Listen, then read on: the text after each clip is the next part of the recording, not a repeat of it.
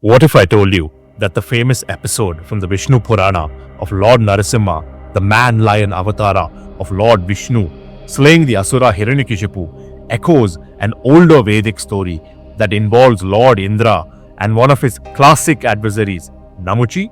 The parallels are quite interesting. So, on this occasion of Holi, where the throwing of colors is the release of withheld energy and the restoration of cosmic order, so let us paint a picture of one of Indra's cornerstone confrontations, Namuci-Vadha. Indra slays Namuci. While mentioned in several Rigvedic verses, the confrontation of Namuci by Indra is elaborated in Śatapatha Brahmana Kāṇḍa XII as a cosmic crisis. The story begins with the Kilbishani or sin of Indra, but a sin only to us mortals, as Indra's Kilbishanis are very much in line with Rita. The prelude to the Namuci episode involves Indra, Twashtar and Triśiras or Vishwarupa. This episode belongs primarily to the Brahmanas, where the cosmic drama between Indra and Twashtar unfolds. Twashtar is the divine craftsman, the shaper of forms, and architect of ritual order. As the maker of tools, instruments, and structures of the sacrifice, he embodies craft, intelligence, and the creation of forms. From him is born proverbially Indra, the will to power, the energizer of existence, and hence the consumer of Soma, which is inspiration. He is a proverbial son of Twashtar because of their shared creative, generative power. Vishwarupa or Triśiras is the son of Twashtar, being of all forms.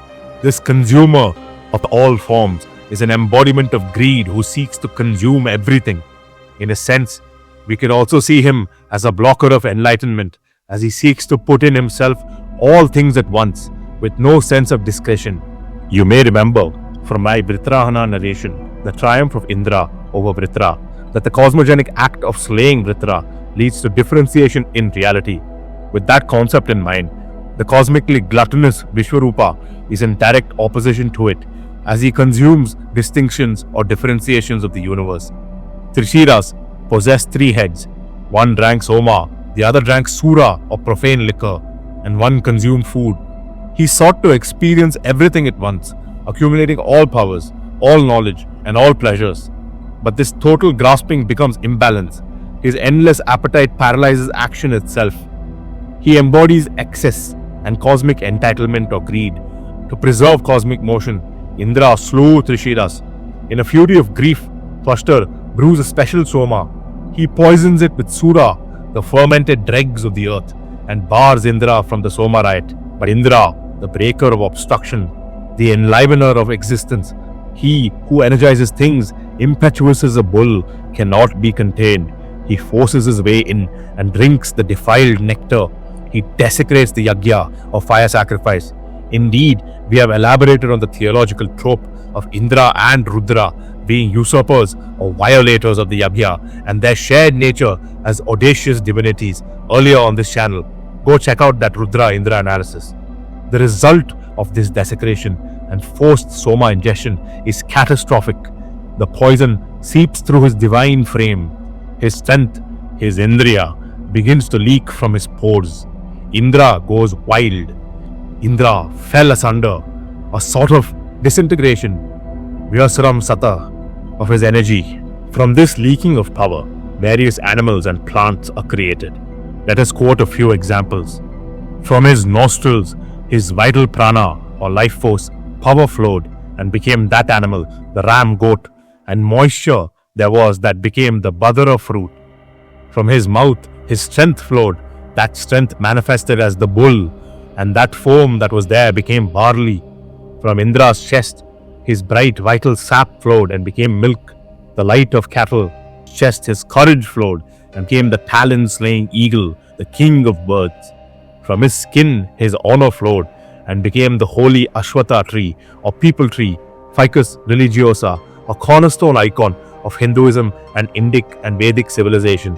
From his marrow, his drink, the Soma juice, flowed and became rice.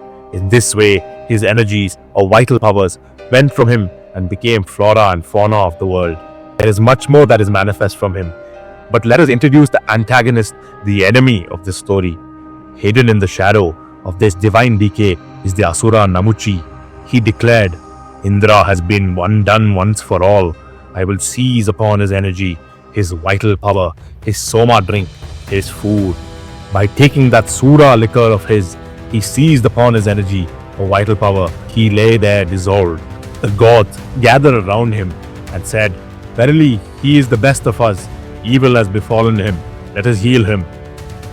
His name is his nature, Namuci, the one who does not let go.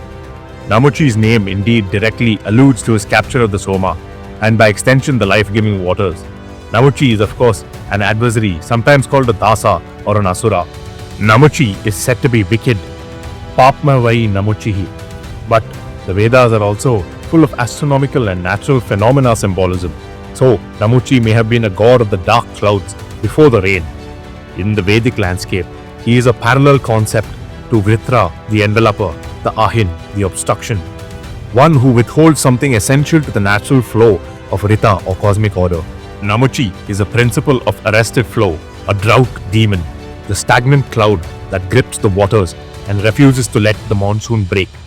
He is also painted as a coward, using women as weapons to confuse the gods. So you can see how Indra's role as a differentiating god is important here too. Namuci is the cosmic version of a hoarder. Indra is the unhoarder, hence his epithet Magavan, ever generous and bountiful. Indra is described as a leader who does not keep the spoils of war for himself, providing a model for Vedic devotees. Rigveda 10.117, the Bhikshu Sukta, is the most direct Vedic condemnation of hoarding. He who eats alone, eats sin alone. To continue the narrative, as Indra's powers leak due to the contaminated Soma, Namuci drinks it. He steals the very essence of the gods. But Namuci is a Mayan, a wily trickster. He doesn't just steal, he negotiates. He offers Indra a peace treaty, a binding covenant of a twisted friendship. He demands a vow of absolute safety. Indra must never kill him, neither by day nor by night, neither with palm nor with fist, neither with anything wet nor anything dry. Indra swears the oath, and the world enters a period of stagnant, suffocating darkness. Namuci represents stagnation, inertia, fixation, hoarding of life force, obstruction of the cosmic rhythm or Rita. This makes him a brother symbol to Vritra, but also, due to these neither nor conditions, very much ancestral to the Hiranyakashipu archetype of ahamkara, that is unhealthy ego and fixation and obsession. Indra is thus possessed by this power of fixation, which is Namuci, because of this strange contract binding and giving him impurity from death. This very Hiranyakashipu-like boon, which I elucidated previously.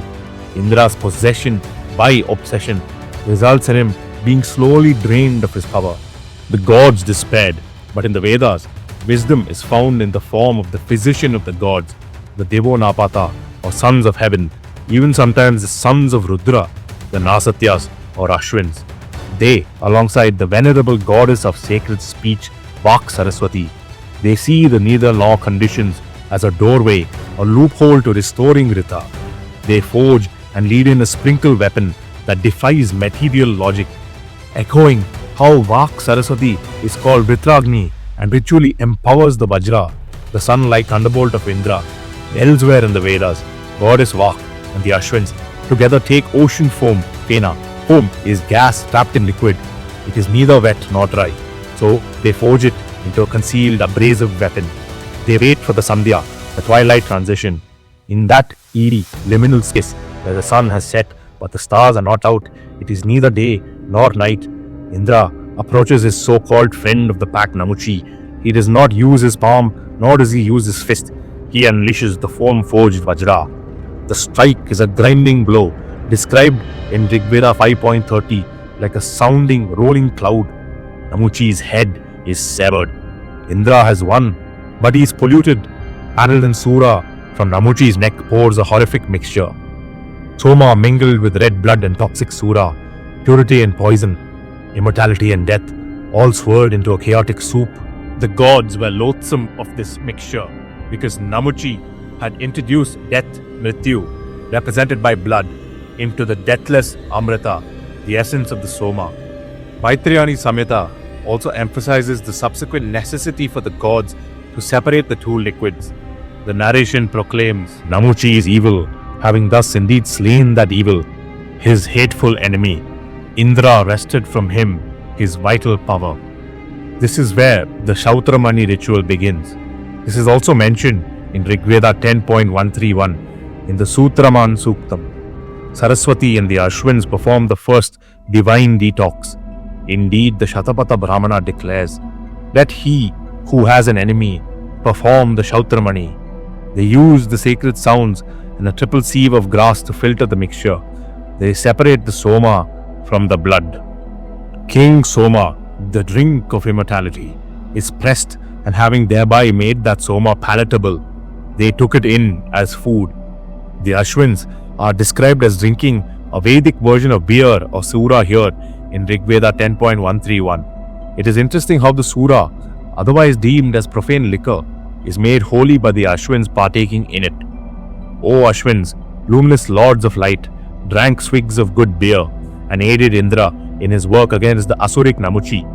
They reconstruct Indra's divine body piece by piece. The gods have many bodies according to the Brahmanas themselves. This ritual, the Śatapatha, is the healing of the warrior.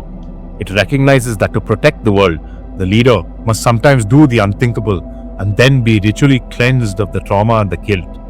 The Śatapatha riot is also telling of the Vedic people's worldview.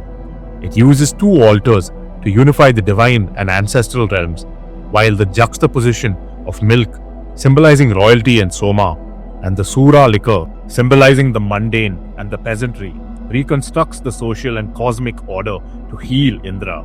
This ritual distillation separates toxic elements from the pure, allowing the sacrificer to transition from the eaten to the eater, restoring health, prosperity, and power.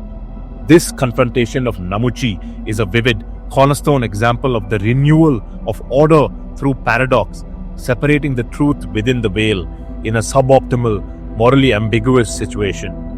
Let us bring it back to the present during this time of Holi, the festival of colors. The story of Indra and Namuci is an early prototype for the Purāṇic tale of Narasimha, who is the man-lion avatar of Lord Vishnu and Hiranyakashipu. Holika Dahan and Holi are precisely celebrated in reverence to this tale. Both the Indra, Namuci, and Hiranyakashipu and Narasimha tales are characterized by neither nor boons and conditions, divine loopholes, and the triumph of Dharma and Rita through paradox. Hiranyakashipu could not be killed by man nor beast, indoors nor outdoors, by day or by night, nor by any weapon of the earth or the sky. I think the parallel with Namuci is abundantly clear. Conditions such as neither palm nor fist and neither day nor night in the Narasimha story is the same as in this Indriya confrontation with Namuci. The relationship between Indra and Vishnu is also close in the Vedas. In the Vedic layers, Vishnu is the Indrasya Yujyaha Sakha, the inseparable, stride-taking ally who expands the space for Indra's uplifting, heroic, order-restoring actions. We release colors, past wounds, and even this lore video on Holi, because Holi is the ritualized version of this Vedic tale. It is the festival of the vernal spring equinox, usually falling on the last full moon of the Hindu lunar month of Falguna, the time of neither nor.